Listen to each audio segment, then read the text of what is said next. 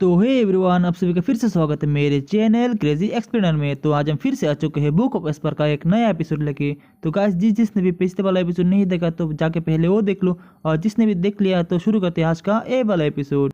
तो इस एपिसोड की शुरुआत में हम जूफेन को देखते हैं, जो ईवर के सवाल करने पर उससे कहता है क्योंकि तुम्हारी इच्छा एक डेथ फिश है। और ये सुनने के बाद ईवर पूरी तरह से हैरान रह जाती है। फिर जूफेन आगे कहता है, आज से मेरी नज़र तुम पर होगी और मैं तुम्हारा स्वभाव को अच्छी तरह से जानता हूँ। तुम सबके प्रति अत्यंत निर्दय हो। तुम्हारी हिम्मत तुम्हारी दृढ़ इच्छा शक्ति की वजह से आती है, और तुम्हें पता है कि तुम्हारी बहन लेपरविस में तुम्हारी वजह से गई थी, और इसी वजह से तुम अपने आप को उसके लिए एक बोझ समझती हो, और इसी वजह से तुमने उसकी अपेक्षा पर खरा उतरने के लिए बहुत ही मेहनत की और खुद को इतना ढकल के मृत्यु तक पहुँच गई, क्योंकि तुम्हें लगा कि अगर तुम मर गई तो तुम उसका बोझ से मुक्त हो जाओगी। इसी वजह से तुम्हारे शरीर का पूरी तरह से स्वस्थ ना हो पाना तुम्हें उतना निराश नहीं करता जितना कि तुम्हारे अंदर की असहनता। लेकिन अब तुम्हारा गुस्सा शांत हो चुका है ना? क्या मैंने सही कहा? ये सब सुनकर ईवर और भी ज़्यादा हैरान हो जाती है और सोचती है, इतने सालों बाद भी मेरी बहन मुझे इस तरह से नहीं समझ पाई, लेकिन ये आदमी कैसे सब जानता है। और इसी के बाद जूफेन एक मार्शल आर्ट जेट पेंडेंट निकालता है और ईवर को देते हुए कहता है, ये लो, अब तुम ब्लैक वाइन ब्लेड एक top 11 profound rank martial art सीखने के लिए बिल्कुल सही हो। इस जगह के तत्व तुम्हारे ट्रेनिंग में मदद करेंगे, और ये मार्शल आर्ट तुम्हारे डेमन डिवाइनिंग सेवर से कहीं ज़्यादा शक्तिशाली है। तुम्हारे मेरिडियंस अब तैयार है और इन एनर्जी तुम्हारे शरीर में प्रवेश कर रहे हैं, और ये शांत जगह तुम्हारे लिए एक वरदान है, और अब तुम्हें मेरी मदद की कोई भी ज़रूरत नहीं है। बस इस आर्ट का अनुसरण करो और हवा तुम्हारे सबसे भयानक हथियार बन जाएगी। जब जूफेन ये कहता है और ईवर उसके बाद 7 ग्रेड की अरे की तरफ बढ़ती है और उसे गौर से देखने लगती है, तभी जूफेन उसको धक्का देकर एरे फॉर्मेशन के अंदर भेज देता है और कहता है, तुम्हारे पास अभी देखने का समय नहीं है, सीधा अंदर जाओ। जैसे ही ईवर एरे फॉर्मेशन के अंदर प्रवेश करती है, जूफेन एक शैतान की तरह मुस्कुराता है और सोचता है, तुम आखिर अंदर चली ही गई।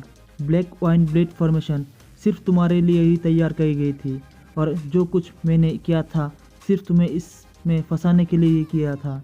मैंने इस योजना को बहुत पहले ही सोच दिया था। कुछ देर बाद जूफेन एक जगह बैठकर अपनी कल्टीवेशन में लगा होता है, लेकिन अचानक से उसे किसी की आने की आहट होती है और एक आवाज़ सुनाई देती है, जूफेन, बधाई हो, सिर्फ कुछ महीनों में ही तुम हार्थ लेयर के प्रोफाउंड हेवन स्टेज तक पहुंच गए हो। जूफेन पीछे मुड़कर देखता है और वह सेक लीडर जीयूए को खड़ा देखता है। जूफेन उनसे पूछता है, जीयूई, तुम यहाँ कैसे? जीयूई गुस्से से कहता है, जीयूई नहीं, मुझे सेक लीडर बुलाओ। जूफेन मुस्कुराता है और उठकर कहता है, ओ सेक लीडर, तो एक महान सेक लीडर यहाँ कर क्या रहा है? सेक लीडर जवाब देते हैं, मैं तुम्हारी प्रोग्रेस देखने आया हूँ। तुमने केव ऑफ साइलेंस में अकेले रहते हुए बहुत ही अच्छी कल्टीवेशन की है, ये देखकर मैं संतुष्ट हूँ, लेकिन तुमने मेरे शब्दों पर ध्यान नहीं दिया। जूफेन हल्का सा मुस्कुराता है और कहता है, आपने मुझे चोट पहुँचाई है, या मैंने वही नहीं किया जो हमने तय किया था? सेक लीडर आगे कहता है, तुम ये क्या योजना बना रहे हो? क्या तुम किसी विशेष अरे फॉर्मेशन को बनाने की कोशिश कर रही हो? जूफेन, तुम्हारा वो आँख कहाँ गया? जब मैंने लूक्रेन के दिनों में तुमको देखा था, तुम इतनी शांत और सुस्त कैसे हो गए? तुम कुछ कर क्यों नहीं रहे हो? जूफेन जवाब देता है, सेक लीडर, ये विचार आपको किसने दिया? आपने मुझे मिनट कमाने के लिए नहीं कहा था, और मैं वही कर रहा हूँ। क्या आप चाहते हो कि मैं इला डिसेबल से अपनी तरह कैसे लड़ूँ? ये तो बहुत ही कठोर और निर्दय होगा। मुझे शक है कि यही आपकी असली उद्देश्य है। सेक लीडर मुस्कुराता है और कहता है, बिल्कुल, यही मेरा असली उद्देश्य है। अगर ये आसान होता तो मैं खुद कर चुका होता। क्या तुम्हें पता है कि डिमॉन स्कीमिंग सेक्ट में कितनी गहरी है? सिर्फ बल का उपयोग काफ़ी नहीं होगा। जूफेन एक पल के लिए सोचता है और कहता है, हाँ, समझ गया, तो आपने मुझे चारों तरफ से घेर रखा है ना? सेक लीडर मुस्कुराता है और कहता है, तुम बहुत ही होशियार हो। जूफेन, अब तक तो तुम्हें ये समझ लेना चाहिए कि मैंने उन चारों लोगों को क्यों माफ़ किया और उन्हें एग्जीक्यूटिव बनाकर तुम्हारे मार्गदर्शक बना दिया। मुझे पूरा विश्वास है कि तुमने इतने समय तक चुप रहकर इवॉल्व किया होगा और तुम्हारे पास एक रोमांचक कहानी होगी, है ना? जूफेन ये सुनकर पहाड़ से नीचे उतरता है और कहता है, डीमॉन्स गेमिंग सेक्ट भयानक रूप से विभागों में बटी हुई है। यहाँ सिर्फ डिसेबल के बीच मुठभेड़ नहीं है, बल्कि एल्डर्स और वेनेलेबल्स भी इसमें शामिल है। जैसे इलाइट सिलेक्शन में था, इलाइट डिसेबल्स बनने पर व्यक्ति को अपार संसाधन मिलते हैं जो उनके गुरु भी भुगते हैं। इस खेल में सभी मुझे नीचे गिराने चाहेंगे और इसके अलावा सेक्ट लीडर आप भी तो यही चाहते हैं ना? सेक्ट लीडर हल्का सा मुस्कुराता है और कहता है, जूफेन तुम सच में बहुत ही ज़्यादा समझदार हो। बहुत से एल्डर्स और वेनरेबल्स तुम्हें इनर सेक्ट में लेना चाहेंगे, लेकिन मुझे यही नहीं चाहिए। तुम अगर सिस्टम का हिस्सा बन गए तो कुछ भी नहीं बदलेगा। कई वर्षों से डीमॉन्स गेमिंग सेक्ट में स्वार्थी हितों से ग्रस्त है। हाई वेनरेबल्स और मैं भी उन बुड्ढों लोगों के मामले में हस्तक्षेप नहीं कर सकता। इनके स्वार्थी सोच के कारण डिसाइपल आपस में ही लड़ते हैं, जो हमारे सेक्ट को कमज़ोर बनाते हैं।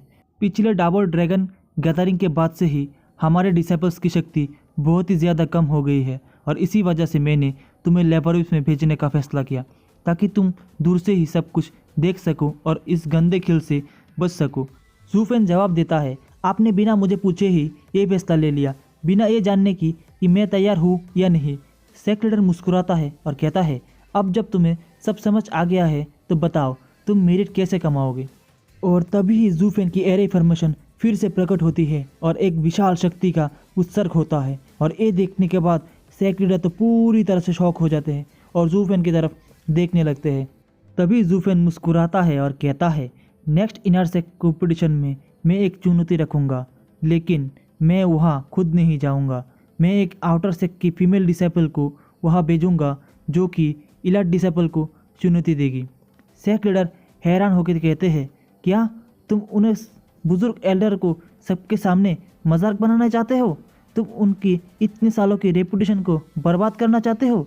जूफेन मुस्कुराता है और कहता है, नहीं, सिर्फ यही नहीं, मैं उनकी सीमा भी उनको साबित कर दूंगा। फिर जूफेन कहता है, मैं हर किसी की बैड साइड भी नहीं ले सकता। एक फैक्शन जीतेगा और दूसरे फैक्शन को तमाचा पड़ेगा। मैं अभी अभी यूलिंग और केलंग गुड साइड पर आया हो, इसका मतलब उनके मास्टर के भी गुड साइड पर आया हो। ये सुनने के बाद सेक्ट लीडर कहता है, इसका मतलब वेनरेबल बाय और किवी। ओ, तो मैं अब सब समझ गया। और इसी के साथ आज का हमारा ये वाला एपिसोड यहाँ पे पूरी तरह से खत्म हो जाता है। तो गाइस, जिसको भी ये वाला वीडियो अच्छा लगे, वीडियो को लाइक कर दो, चैनल पे नहीं हो चैनल को सब्सक्राइब कर दो। तो बाय बाय गाइस।